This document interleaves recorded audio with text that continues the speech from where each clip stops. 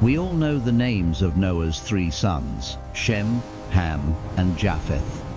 But almost no one ever speaks of something far more profound and perhaps unsettling that was also on that ark, right in the middle of that great storm. There were three women whose very names would go on to determine the future of every nation on earth. And yet, almost the entire world has forgotten them. For centuries, preachers have recounted the stories of kings and prophets, of conquerors and empires. Genealogies have been meticulously traced, maps have been painstakingly drawn, and bloodlines have been hotly debated. Yet, on that fateful night when the old world was drowned beneath the waves, the future of all humanity rested in the wombs of three anonymous women, standing in the shadows behind Noah's sons. If every family after the flood can trace their lineage back to Shem, Ham, and Japheth, then it follows that every language, every skin tone, every culture, every empire, ultimately traces back to the wives of Shem, Ham, and Japheth. The Bible is almost completely silent about them, but ancient texts whisper their names. The Book of Jubilees, the Sibylline oracles, and other forgotten traditions scattered across the ancient world. Why were their stories buried and lost to time? Were they simply background characters, mere supporting figures in a larger narrative, or were they prophetesses, matriarchs, carriers of memories that predated even the flood itself? If they truly existed, then right now, as you're listening to this, their blood is flowing through the veins of billions of people in the Middle East, in Africa, in Europe, and in Asia, maybe even in you.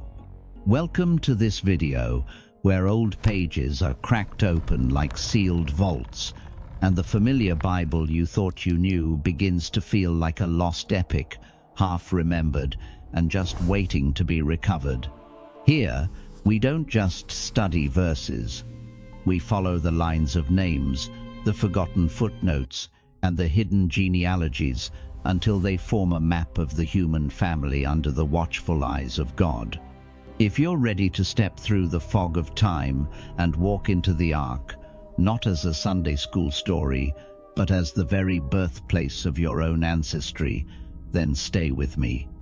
Because our journey begins now with the first of these forgotten women, the wife of Shem, the silent mother of the Semitic peoples, and the first voice that we will try to recover from the waters of the flood. After the flood, the world smelled of wet earth and complete silence. The rivers of Mesopotamia had not yet carved their familiar paths, and the great plains of Shinar were still soft, holding the memory of the receding waters. Humanity stood on the precipice of a new beginning, fragile and uncertain. And at the heart of this new beginning was a woman whose name almost no one remembers. Sedakita, or as the Book of Jubilees calls her, Sedakita, a name that has been largely swallowed by time. Yet, she is one of the most important women in the entire story of the Middle East. Who was she? The Bible does not speak her name, but ancient writings whisper it, like a fading echo, behind the genealogies of Shem. And if Jubilees preserved her identity, the Sibylline oracles preserved something even more astonishing. They call her a prophetess, a rare, almost unheard of title for a woman in the post-flood age, a title that suggests she carried more than just children. She carried memory, revelation, and a knowledge of God passed down from the world before the waters rose, and from her came the first great branches of civilization. Elam, father of the Elamites, one of the earliest kingdoms in Persia. Ashur, progenitor of Assyria, whose kings carved their triumphs in stone.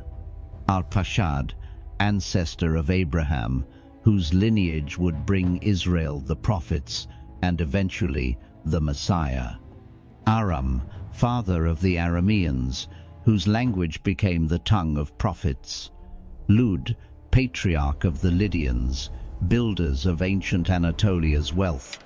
Nations that would shape world history: Persia, Assyria, Israel, Syria, Lydia, each one rising from the quiet footsteps of a woman no one preaches about. But hidden stories always raise hidden questions, and Sedakita's story raises one of the most unsettling of all.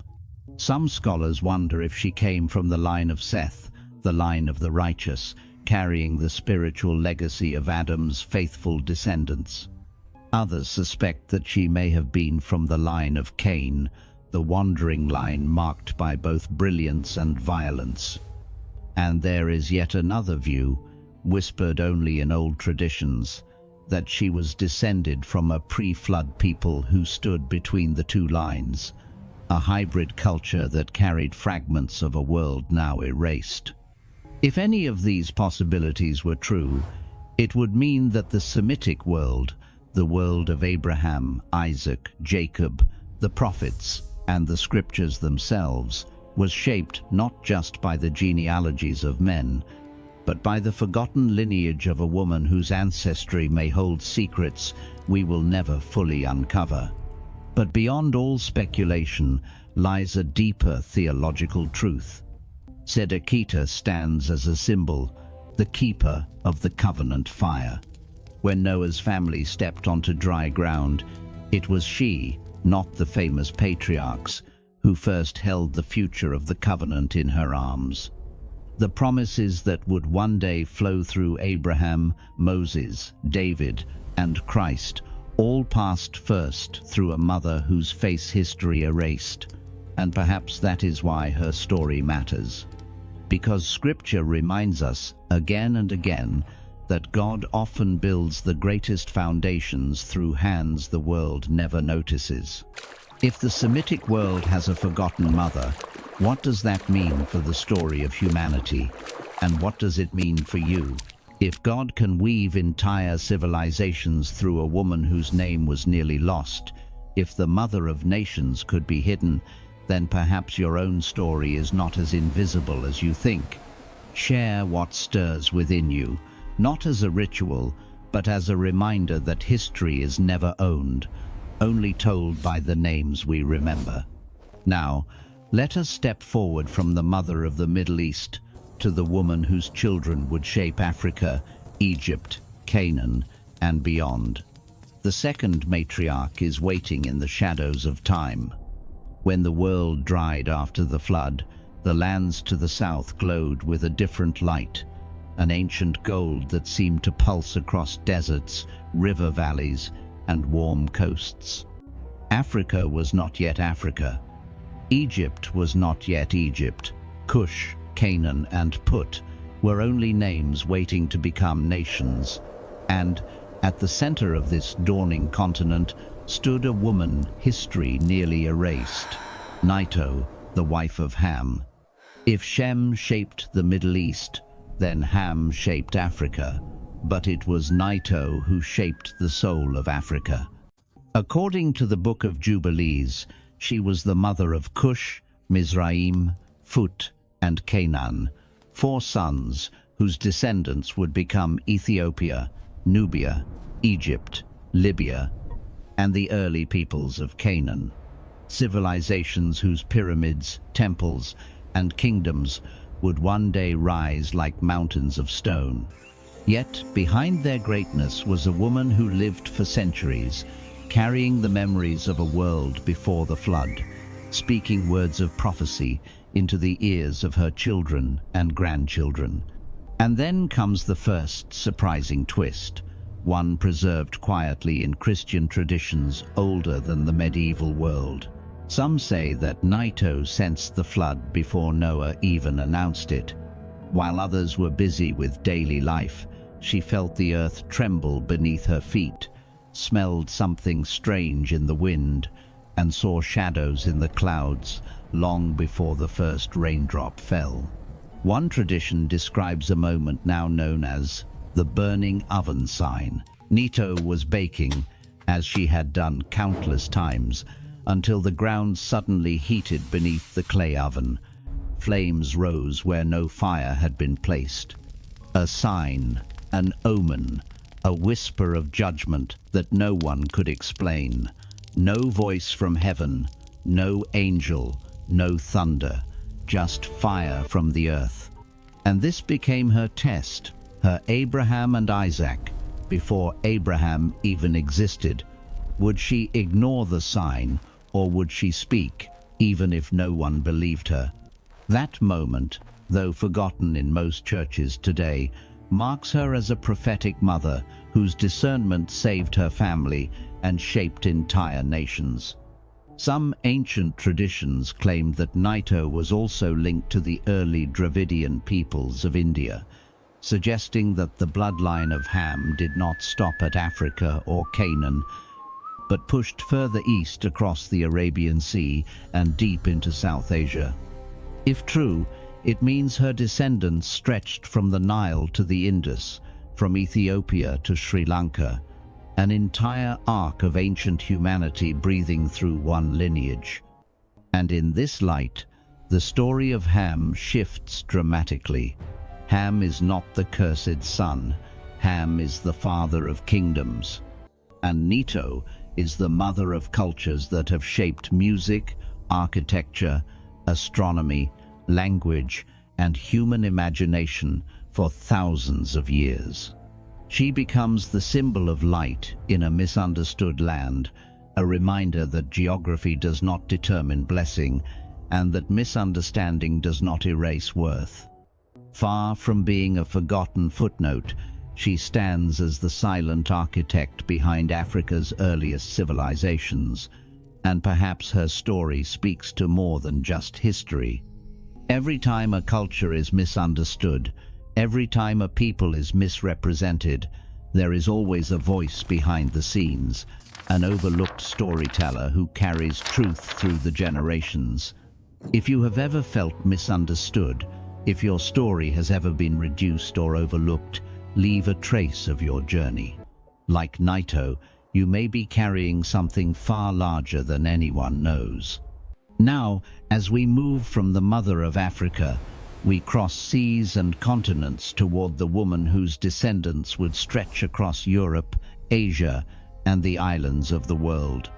The wife of Japheth is waiting. Far to the north, where the winds sharpen and the mornings rise pale and silver, another story unfolds. One carried across continents and islands, across mountain ranges and frozen coastlines. If Shem shaped the Middle East and Ham shaped Africa, then Japheth would stretch the map of humanity outward, far beyond the familiar. And at the heart of his expansion stands a woman, the ancient world barely named, yet never truly forgot, Adatanesh, the mother of the nations. Her name appears quietly in the book of Jubilees as Adatanesh. Yet certain traditions call her something far more poetic, mother of the islands, not mother of a tribe, not mother of a region, but mother of entire horizons, mother of the seas, the islands, and the peoples who would rise in the cold north and the distant east. From her came 7 sons, whose names would eventually grow into continents of culture. Gomer, ancestor of the early Celts and the tribes that roamed Europe's western edge. Magog, tied to the nomads of the steppe, from ancient Scythians to Siberian peoples. Madai, father of the Medes, whose empire foreshadowed Persia's rise. Javan, whose descendants would shape Greece, its philosophy, and its seas. Tubal and Meshech, names carved deep into the histories of Anatolia and the Caucasus. Tiras, linked to the sea peoples who once shook the Mediterranean world. From these 7 roots grew the great Indo-European branches: Celtic, Germanic, Greek, Slavic, and according to ancient traditions, even lines reaching into Central and East Asia.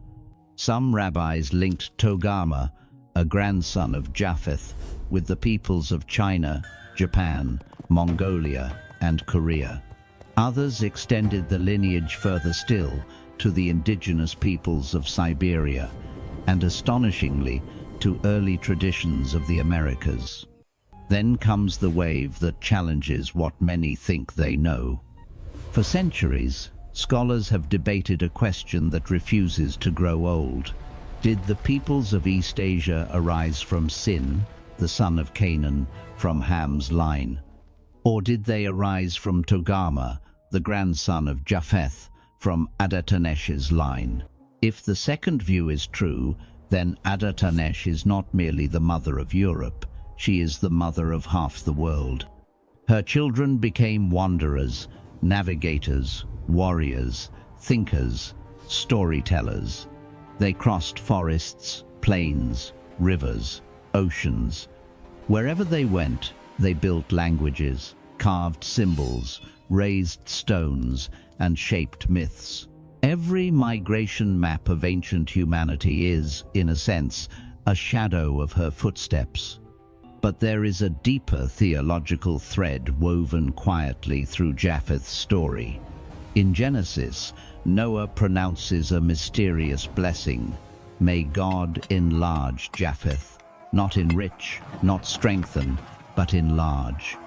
Adatanesh becomes the living image of that enlargement, not through conquest alone, but through exploration, adaptation, and cultural expansion, through the mingling of peoples, the bridging of worlds, and the widening of human experience. Her legacy is movement. Her gift to humanity is space, where Shem preserved covenant and Ham anchored civilization. Adatanesh opened the world and filled it. And here is the quiet wonder. The farther her children traveled, the more of her story they carried in the sounds of their languages, in the patterns of their migrations, and in the myths that echo the memory of a mother near the ark's wooden door. Now we have heard of the mother of the Middle East, the mother of Africa, and the mother of the nations at large. But what happens when these three lines meet in ancient texts, not as separate stories, but as three prophetic women who shaped humanity after the flood? That is the mystery waiting for us in the next part. Behind the ark, in the fading mist of a world reborn, three silhouettes stand like living echoes of an age erased. We have spoken their names separately: Sedakita, Nyto, Adatanesh. But ancient writings hint that their stories were never meant to be isolated threads. In the Sibylline oracles, a book many have forgotten, all three women are described not merely as wives or mothers, but as prophetesses, voices that carried memories older than kingdoms, older than languages, older even than the post-flood world they stepped into. They were more than the mothers of nations. They were the final torchbearers of a world God chose to wipe clean. This is where the story bends, and a hidden chapter of early humanity emerges. According to strands of Jewish tradition, all three women shared knowledge from before the waters, an idea rarely explored in mainstream studies. Early Christian writers noted that their longevity, living centuries after the flood, made them bridges between two worlds, the world that perished and the world being rebuilt. Rabbinic law suggests they passed down warnings, patterns, and teachings remembered only in fragments today. Islamic genealogical sources echo their importance, preserving faint traces of their roles. And astonishingly, medieval Anglo-Saxon poems and ancient Irish oral tales speak of three mothers who walked out of the great vessel, whose descendants spread across continents. Wave after wave of civilization, Assyria, Egypt, Greece, Israel, the Berber kingdoms, the tribes of Europe, the clans of East Asia, would rise in lands their children claimed. Yet the hands that shaped these legacies were not those of Noah's sons alone. They were the hands of three women who watched the old world drown and the new world breathe for the first time. Then comes a striking revelation preserved not just in the Middle East, but in far-flung regions of the ancient world. In Ireland, old monks copied a peculiar legend: three mothers from a wooden mountain on the sea. In Ethiopia, a traditional chronicle describes the three daughters-in-law of the righteous man who brought knowledge to the highlands. In Armenia, an early church hymn refers to the three who stood in the doorway of salvation. Three lands, vastly different, each with its own distinct culture, seemingly destined to remain separate. Yet, they are connected by a single musical narrative, always featuring three women. Though their names may shift, twisted by language and reshaped by culture, the core image endures: a triad of mothers disembarking from a vessel after the most significant judgment in human history. As we trace these connecting threads, an astonishing pattern emerges. The ancient world held the memory of Noah, yes, but it also preserved the memory of the women who stood beside him, quiet, unwavering, and profoundly influential. Three women, three ancestral lines, three interwoven destinies, like cords braided into the very fabric of humanity. Noah built the ark. His sons repopulated the earth. However, the world that emerged after the flood was, in fact, shaped by three women whose names have almost faded from memory. Three mothers, each carrying the future in her arms and the past etched in her memories. Three prophetesses, whose impact extends into every corner of human civilization. Perhaps this is the reason their voices still echo in forgotten texts, scattered legends, and the genealogies that defined nations. Because every generation needs someone to remember. Every civilization needs a keeper of truths. And history, more often than not, is woven together by those whose names are whispered rather than shouted from the rooftops. If the post-flood world was rebuilt by three mothers, then our own communities and stories are shaped by the silent testimonies of those who came before us. And maybe, just maybe, you carry a thread of their voice within you, a reminder that God often works most powerfully through those whom the world overlooks. Share your perspective, not to create noise, but as a part of that same prophetic current that those ancient mothers began, flowing through time, through generations, and now through you. Now, as these three figures recede into the mists of memory, one final question remains: what does their story mean for us today? In a world far removed from the flood, in every retelling of the story, Noah stands as the central figure, a righteous man, a builder, a survivor. But as we step back from the long shadows of ancient texts and forgotten traditions, another truth emerges with striking clarity. The world after the flood was shaped not only by the actions of one man, but by the quiet perseverance of three women whose names have been largely omitted from Scripture. We often speak of nations as if they were solely the product of the courage of kings and the strength of warriors. Yet the truth is simpler and far more profound. Civilizations began in the arms of mothers. Sedakita, whose descendants would carry the flame of the covenant through Abraham, through Israel, and through prophets who would speak to the world in God's name. Nyto, whose children would anchor Africa, Egypt, Nubia, Canaan, and the ancient cultures of the Indian subcontinent. Atones, whose lineage would sweep across the north, giving rise to the Indo-Europeans, the tribes of Asia, and the peoples of the distant islands. Three women who stepped off a single ship and onto the vast, unformed canvas of human destiny. The story of humanity after the flood did not begin with 3 men, but with 3 families. And every family begins with a mother. The genealogies of Genesis recorded the visible branches, but the living roots belong to women whose names went unrecorded, not because they lacked importance, but because ancient cultures recorded history through a male lens.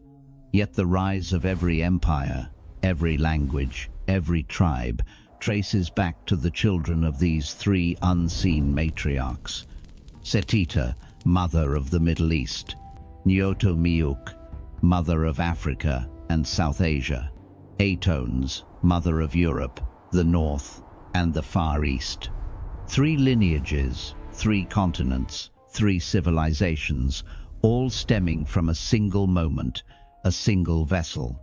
One night when humanity was reduced to 8 souls, and 3 of them carried the future within them. 3 continents, 3 civilizations, 3 destinies, yet one arc. One family, one origin, one God, working quietly through 3 forgotten women. The world is often divided by ethnicity, race, culture, and nation. But when you trace the lines far enough back, everything converges to one. One wooden door closing behind 8 survivors, one covenant whispered under a new sky, one human story flowing outward from 3 mothers. So, what do we do with this knowledge? We remember them not merely as the wives of Noah's sons, but as pillars of post-flood humanity. We recognize that God often writes the most significant chapters through people the world doesn't see.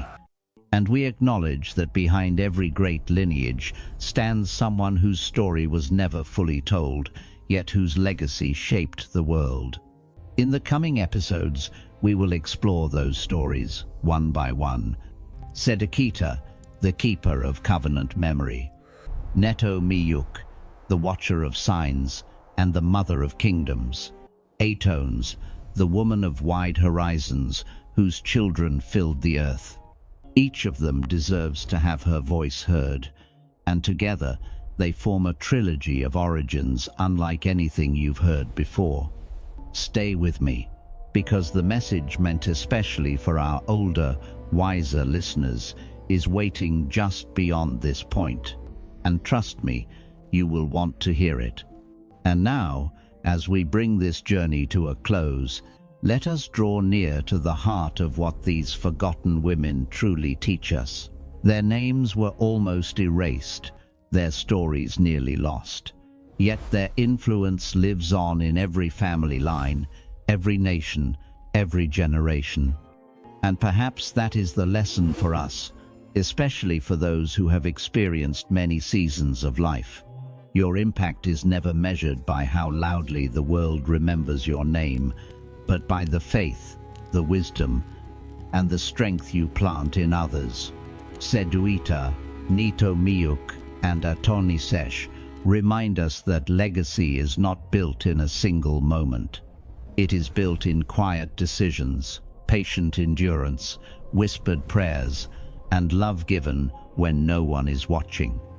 They were not queens, rulers, or conquerors. They were mothers, witnesses, bearers of memory, and from their steady lives came civilizations. Maybe your story feels overlooked, maybe your sacrifices have gone unmentioned, but the God who wove history through 3 forgotten women is the same God who sees you now.